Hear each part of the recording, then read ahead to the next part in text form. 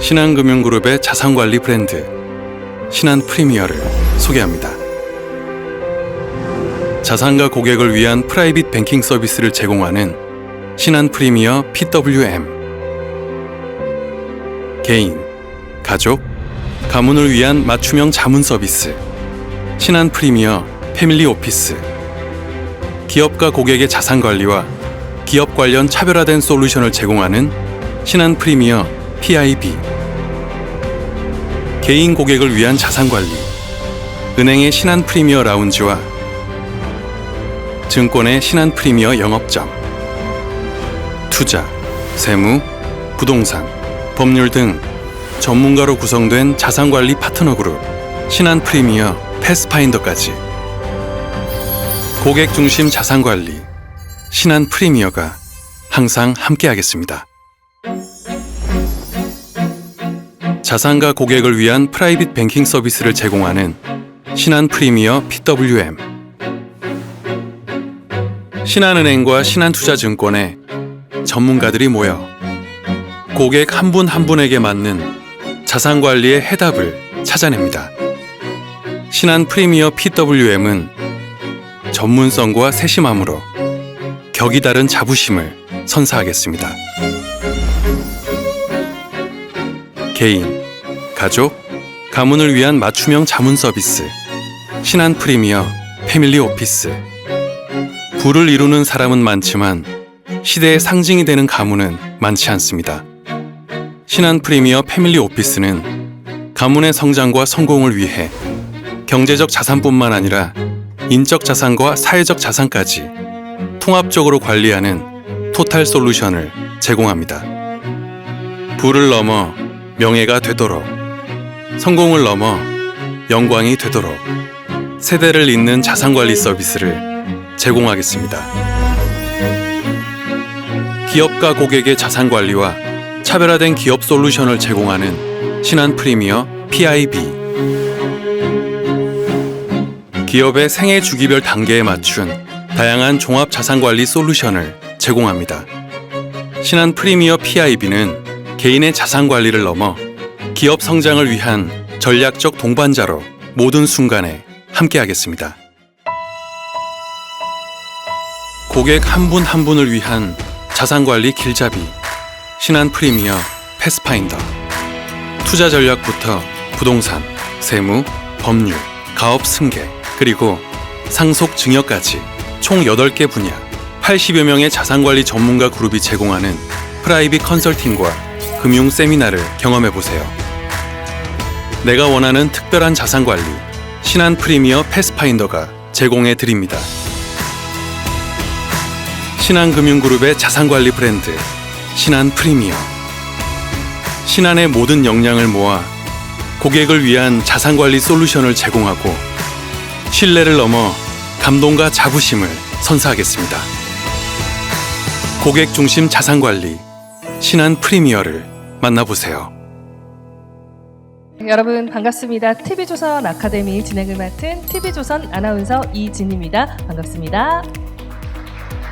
네, MZ세대 부의 사다리 만들기 시즌2 본격적으로 강연을 시작해 볼 텐데요. 첫 번째 주제는 트럼프 2.0 시대 높은 변동성에서 살아남기라는 주제고요. 네, 여러분 첫 번째 연사님을 뜨거운 박수로 맞아주시기 바랍니다. 네, 안녕하세요. 네, 소개받은 오건영 단장이라고 합니다. 이제 이번 금통위에서 나왔던 이슈를 하나 말씀드리겠습니다. 보통 일반적으로요, 요즘 이제 많은 분들이 스터디를 하셔서 아시겠지만 중앙은행이 금리를 결정할 때 제일 중요한 건 두 가지입니다. 첫 번째는 이제 성장이 중요하고요. 두 번째는 물가가 중요합니다. 물가가 높으면 인플레이션 위험이 커지게 되지 않습니까? 자, 한번 잠깐 생각해 보죠. 우리가 투자를 했더니 10% 수익을 낼 수 있답니다. 그럼 좋지 않나요? 예금 금리가 10%랍니다. 그럼 투자 굳이 안 하고 예금에다 10% 박아놓으면 되겠죠. 그런 예금이 어디 있겠어요? 그런데 문제가 하나 있습니다. 물가가 20% 오릅니다. 그 예금 해야 됩니까? 말아야 됩니까? 안 되죠. 그럼 어떻게 되냐면 예금에서 돈이 다 빠져가지고 현물에 대한 매점 매석으로 자금이 흘러가게 되겠죠. 그럼 물건을 살려는 사람들이 더 늘어나게 되면 물가가 어떻게 될 것 같으세요? 더 뛰겠죠. 그럼 인플레이션이 걷잡을 수 없이 뛰게 됩니다. 그럼 이 인플레이션을 잡으려면 어떻게 해야 되죠? 예금 금리를 물가 상승률만큼 끌어올려야 되지 않을까요? 그래서 예금 금리를 20%까지 끌어올려주면 됩니다. 그래서 중앙은행은요, 금리 결정을 할 때 물가가 굉장히 중요합니다. 그 두 번째는요, 물가만큼 중요한 게 국가 경제의 성장입니다. 국가가 잘 풀려야 되는데 너무 금리를 높게 유지해가지고 성장이 망가져버리면 요건 또 문제가 되겠죠. 그래서 항상 두 가지를 봅니다. 성장하고 물가를 봐요. 이 두 가지를 극대화한다. 요게 이제 중앙은행이 갖고 있는 가장 큰 목표인데요. 문제는 뭐냐면 우리나라처럼 미국 같은 경우가 아니라 우리나라처럼 기축통화를 쓰지 않는 국가들 같은 경우는 여기에 두 가지가 더 있습니다. 성장 물가만 보는 게 아니고요. 세 번째는요. 다른 국가하고의 금리 차를 봅니다. 미국과 우리나라의 금리 차를 보겠죠. 미국 금리는 높은데 우리나라가 경기 부양하려고 금리를 막 내리면 어떻게 될까요? 여러분이 여기 계신 분들이 만약에 노란머리고 해외 투자자라고 해보죠. 미국은 금리를 5% 주는데 한국은 금리 3% 줍니다. 한국 계실래요? 미국 계실래요? 미국 가고 싶지 않으세요? 그럼 원화를 팔고 달러를 사서 해외로 나가겠죠. 그럼 우리나라에서 돈이 모자라지는 문제가 생기지 않나요? 금리를 인하한다 함은 돈을 풀어가지고 경기를 부양하겠다는 뜻이지 않습니까? 근데 돈을 풀었는데 그 돈이 전부 다 해외로 나가버리면 돈 푸는 효과가 없어져 버리겠죠. 자, 마지막 하나, 요번에 가장 큰 화두죠. 뭐가 있냐면 금리를 결정할 때 대내적인 금융 안정을 같이 봐야 됩니다. 금융 안정이라는 말이 좀 어렵게 생각되실 수 있는데요. 예를 들어 이런 거죠. 집값이 너무 크게 올라요. 그럼 버블이 생겼을 때 이 버블이 깨지면 일본식의 문제가 생겨날 수 있겠죠. 그럼 금융 시스템을 무너뜨릴 수가 있습니다. 두 번째는 집값이 올라가는데 이게 가계부채의 급증을 동반해요. 그럼 어떤 일이 벌어지게 될까요? 말씀드렸던 것처럼 금융 안정이 굉장히 큰 위협이 될 수가 있습니다. 한번 여쭤볼게요. 자, 우리나라 금리가 기준금리가 3%였을 때 올해 초에 기준금리가 2.75였거든요. 근데 이 수도권의 부동산 가격이 되게 많이 올랐어요. 2.75의 금리에도 수도권 부동산 시장은 별로 부담을 느끼지 않는다는 결론이 나오죠. 그럼 만약에 수도권 부동산 시장을 안정시키려면 금리로만 금리를 끌어올려야 되지 않겠습니까? 맞죠? 근데 그럼 금리 인상한다고? 그게 아니라 실물 경제를 보면은요. 지금 우리나라 성장이 너무 안 좋기 때문에 빨리 금리를 내려야 돼요. 그러면 실물 경제를 보면 금리를 내려야 되고 수도권 부동산을 보면 금리를 올려야 됩니다. 한국은행은 어떻게 해야 될까요? 여기 계신 분들이 한국은행이면 어떻게 하실 것 같으세요? 올립니까? 내립니까? 근데 잠깐 보세요. 수도권 부동산 시장보다는 전국적인 실물 경기가 중요하지 않을까요? 그럼 실물 경기를 바라보면서 금리를 인하합니다. 근데 실물 경기를 바라보면서 금리를 인하했는데 금리를 예를 들어서 뭐 2%까지 낮췄어요. 그러면 실물 경기는 한숨 쉴 수 있겠죠. 근데 문제가 뭔지 아세요? 수도권 부동산은 기분이 어떨까요? 2.75%, 2.75%에서도 부담을 못 느꼈는데 금리가 2%가 되면 느낌이 어떠세요? 훨씬 한결 더 기분이 좋아지지 않을까요? 그럼 이게 부동산 시장에 불안을 가져오게 됩니다. 그럼 수도권뿐만 아니라 전국적으로 부동산 가격의 확산이 나타날 수가 있죠. 금리를 인하한다 하면요. 이자 비용을 낮춰서 소비를 자극하는 효과가 있습니다. 근데 문제는 이자 비용을 낮춰줘서 소비를 자극하려고 하는데 주거비가 뛰면 소비를 할 수 있는 게 아니라 이자 비용 낮춘 거 전부 다 주거비의 썬크가 돼버리겠죠. 그럼 금리 인하의 효과가 없죠. 예. 그럼 다시 질문입니다. 수도권 부동산을 보면서 금리를 올리시겠습니까? 실물 경기를 부양하기 위해서 금리를 내리시겠습니까? 이러면 생각이 복잡해지는 거죠.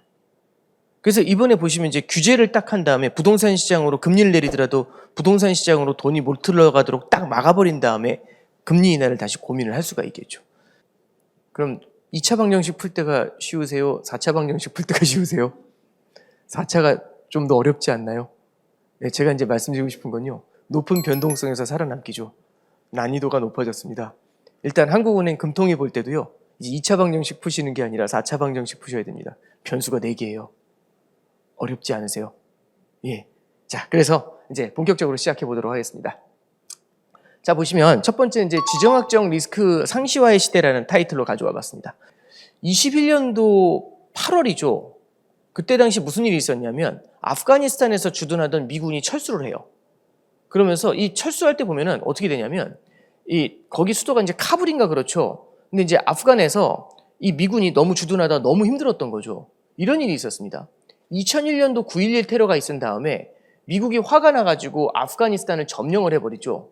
그 다음에 아프가니스탄을 딱 점령한 다음에 거기에 주둔해가지고 친미 정권을 딱 세워놓고서 그 아프간의 안정을 좀 추구했었어요. 그 2년 후엔 또 무슨 일이 있었냐면 이라크에 후세인이라는 사람이 있었습니다.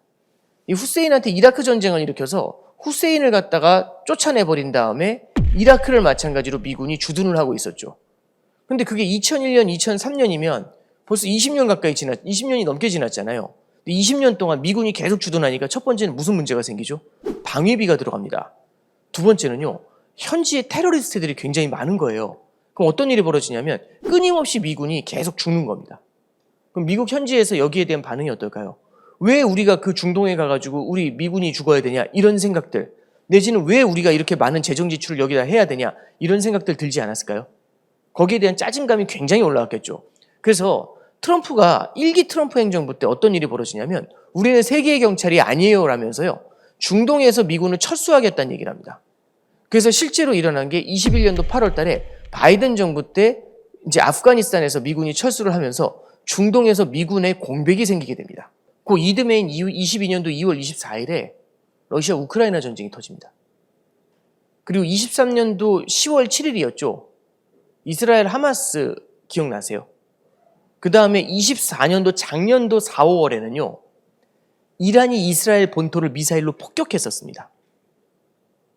그리고 올해 3, 4월에 혹시 파키스탄하고 인도하고 전쟁했다는 얘기 들어보셨나요?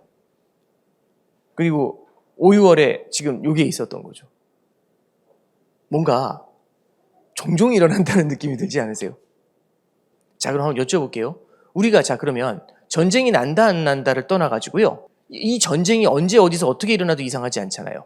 제가 예를 들어서 사무실에서만 근무하는 사람이었어요. 근데 어느 날 제가 직업을 바꿔가지고 갑자기 되게 위험한 곳에서 근무를 하기 시작해요. 그 위험한 곳이 이제 뭐 사고가 자주 날 수 있는 그런 현장에서 근무하기 시작해요. 자, 일단 갈 때 되게 부담스럽겠죠. 만약 여러분이 그런 데서 갑자기 근무하게 되면은 일단 무엇부터 생각을 할까요? 보험가입부터 생각하지 않을까요? 그러지 않을까요? 왜? 보험이 좋아서가 아니라 무슨 일이 일어날지 모르기 때문이죠. 자동차 사면 일단 보험부터 가입하지 않나요? 맞죠? 자, 그래서 투자 포트폴리오에도 보험이라는 게 존재합니다. 뭐냐? 투자를 할 때 옛날에는 지정학적 리스크라는 걸 감안하지 않았잖아요. 근데 이제는요, 지정학적 리스크를 감안할 필요가 있게 된 거죠. 왜? 위험한 세상에서 내 자산을 운용하고 있으니까. 공감하세요? 자, 그러면 위험할 때 지정학적 리스크가 터졌을 때 내 포트폴리오를 지켜주는 자산이 뭘까 해서 보니까요. 자, 이게 보입니다. 국제 금 가격인데요. 자, 보세요. 자, 여기 보시면은 22년도 2월 24일 날 이때 러시아 우크라이나 전쟁이 요겁니다. 이스라엘 하마스가 요겁니다. 그 다음에 작년에 이란이 미사일 쐈을 때가 요거고요. 그 다음에 인도 파키스탄이고 요게 최근의 그림입니다. 전쟁, 이런 지정학적 리스크가 나타날 때 금 가격이 탁탁 튀는 모습을 보여주게 되죠. 여러분들한테 꼭 첫 번째 드리고 싶은 말씀은요, 금 가격이 내일부터 폭등하니까 오늘 사십시오, 이 말씀 아닙니다. 그죠? 그 말씀을 드리고 싶은 게 아니라, 자, 우리가 지정학적 리스크 상시화의 시대에서 살아남으려면은 저런 리스크가 터졌을 때 내 자산 중에 저런 리스크를 갖다가 대비할 수 있는 자산이 하나 있어야 되고 그게 금입니다라고 이렇게 말씀드리는 겁니다. 그래서 포트폴리오에 금 자산을요, 조금 끼워놓고 가시는 게 좋을 것 같아요. 그럼 그 다음에 이런 질문이 안 나오죠. 금이 지금 너무 비싸지 않나요? 이 얘기가 안 나오죠. 내일부터 오를 테니까 사세요라고 하면 지금 너무 비싸지 않나요? 이 논리로 가지 않습니까? 미래의 가격을 예측하는 건 큰 의미가 없는 것 같습니다.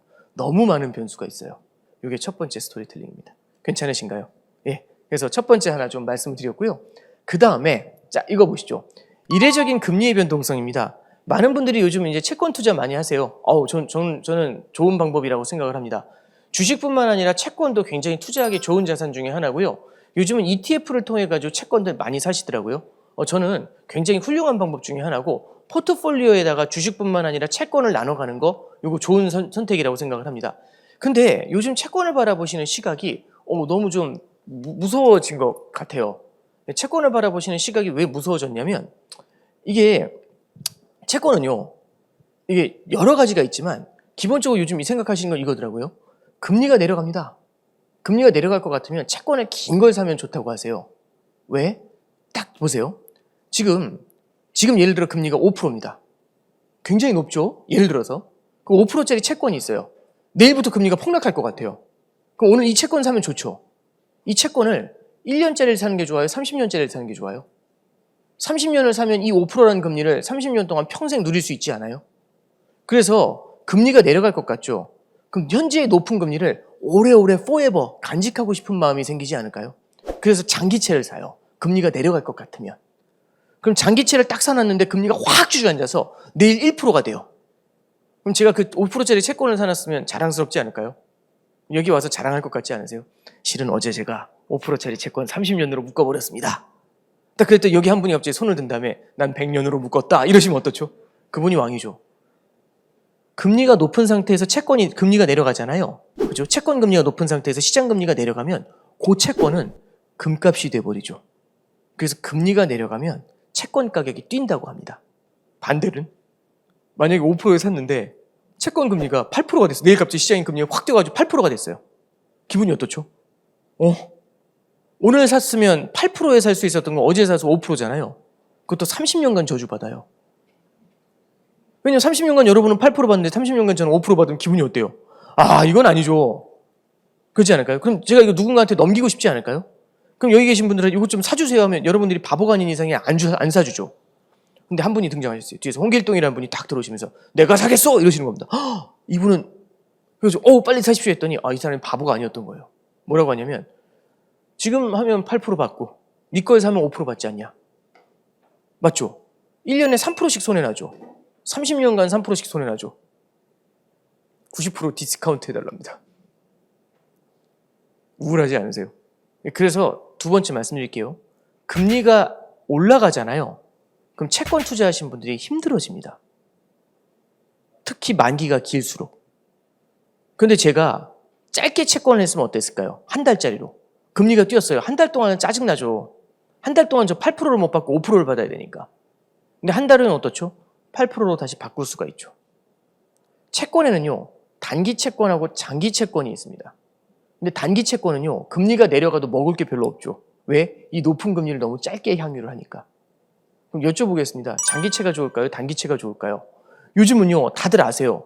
금리가 내려갈 땐 장기채. 그죠? 금리가 올라갈 땐 차라리 단기채가 낫다. 이런 생각들 되게 많이 하세요.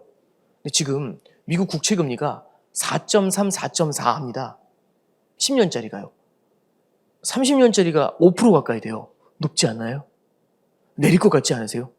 그럼 뭘 사셔야 됩니까? 30년 국채? 그러지 않나요? 왜냐면 지금 이 높은 금리를 30년 동안 향유하는데 금리가 내려가면 수익을 많이 낼 거지 않습니까? 그래서 요즘은 과거에는 이렇게 높은 금리가 없었다. 옛날의 금리로 돌아갈 것이다. 국채 사자. 긴 걸로. 이제 이렇게 들어오시는 분들이 되게 많습니다. 이거는요, 근데 말씀드렸던 것처럼 거의 주식에 준합니다. 그 얘기는 뭐냐면 30년짜리 국채를 사시잖아요. 금리가 예를 들어 만약에 1%가 올라가면 어떤 일이 벌어질 것 같으세요? 1%씩 30년간 저주를 받죠. 손해가 되게 클 것 같지 않으세요? 그죠? 자, 그러면 이게 미국 국채금리 차트입니다. 자, 한번 보시죠. 이게 22년도부터 그려놨는데요. 자, 보세요. 자, 요때 금리가 3% 정도 돼요. 코로나 때 혹시 금리가 0%였던 거 기억나세요? 거의 0에 붙어 있었거든요. 1% 정도 됐습니다. 자, 우리는 1% 정도의 금리에 익숙해 있다가 갑자기 국채 금리가 3%까지 올라왔습니다. 너무 높지 않아요? 내려갈 것 같지 않으세요? 그래서 이날 30년으로 묶었어요. 30년을 묶은 그 다음에 어떤 일이 벌어지죠? 으악! 다이죠, 다이. 그죠? 근데 훅 내려와요. 그럴 줄 알았어요. 이제 더 내려오겠다 싶었는데 또 으악! 오, 이제 내려오는 건 살았다. 으악! 살았다. 으악! 살았다. 으악! 3, 4년을 이렇게 합니다. 이때 사셨으면 지금도 마이너스 아닐까요? 위에 금리가 위에 있으니까. 이분은 어떤 생각을 할까요? 3년 넘게 손해가 되게 크지 않습니까? 갑자기 여기서 이제 현타가 오면 어떤 생각이 드냐면 내가 무슨 부귀 영화를 내가 왜 금리를 전망하고 있지?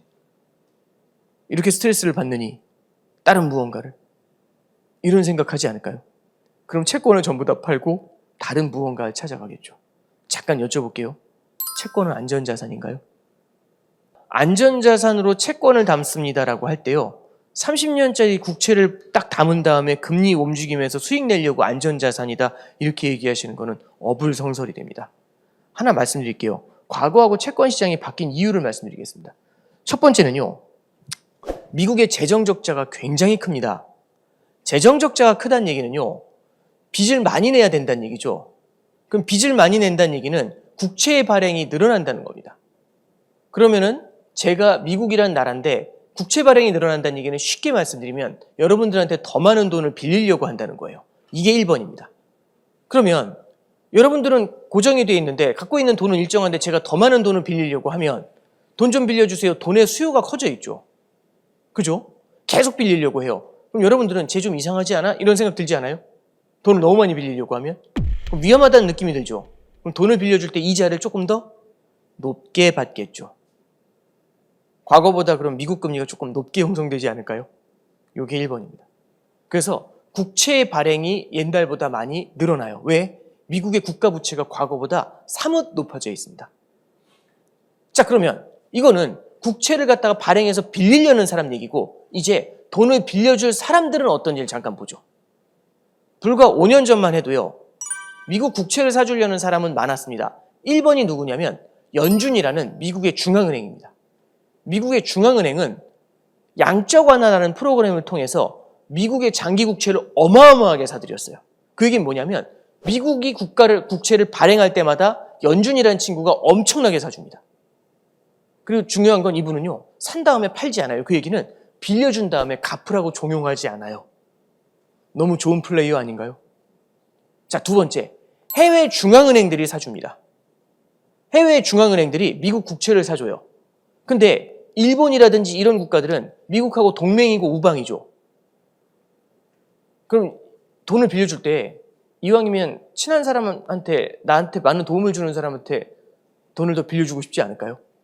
그래서 미국 국채에 대한 수요가 해외 중앙은행들 사이에서도 존재해요.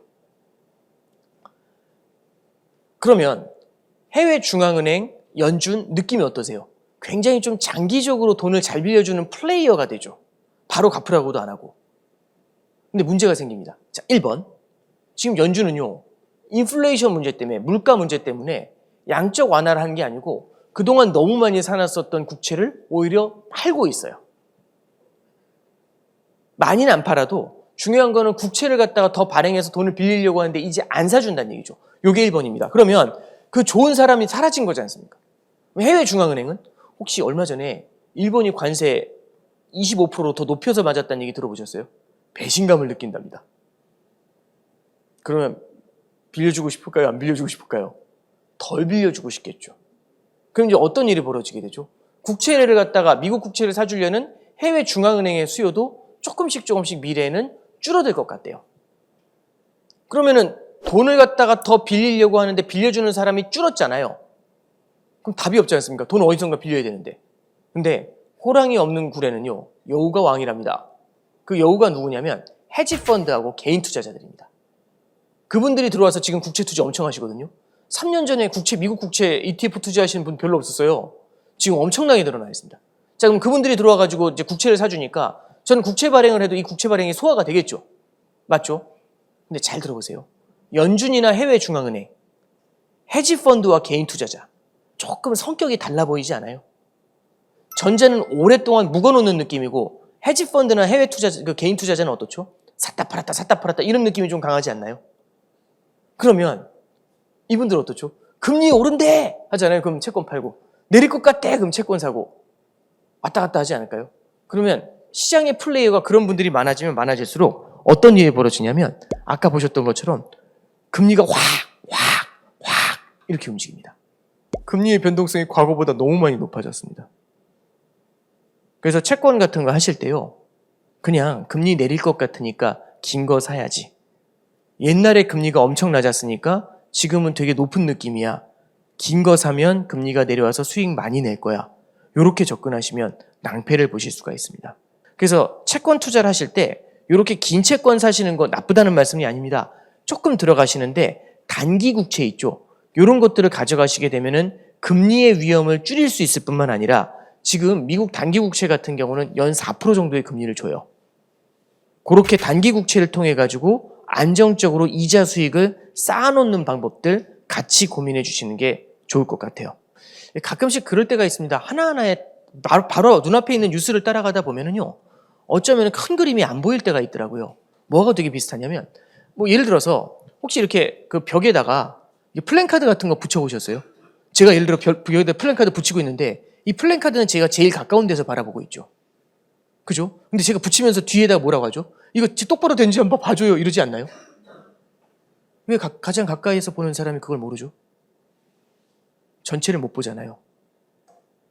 매크로는요, 뒤에서 바라봐 주는 겁니다. 똑바로 가는지 안 가는지. 왜냐하면 여기서만 보면 안 보이잖아요. 바로 눈앞에 뉴스만 보시면 아까 전에 보셨던 큰 흐름이 안 보이실 수가 있습니다. 그걸 같이 감안하셔가지고 매크로 포트폴리오 분산 투자 함께 운영하시면 좋지 않을까. 네.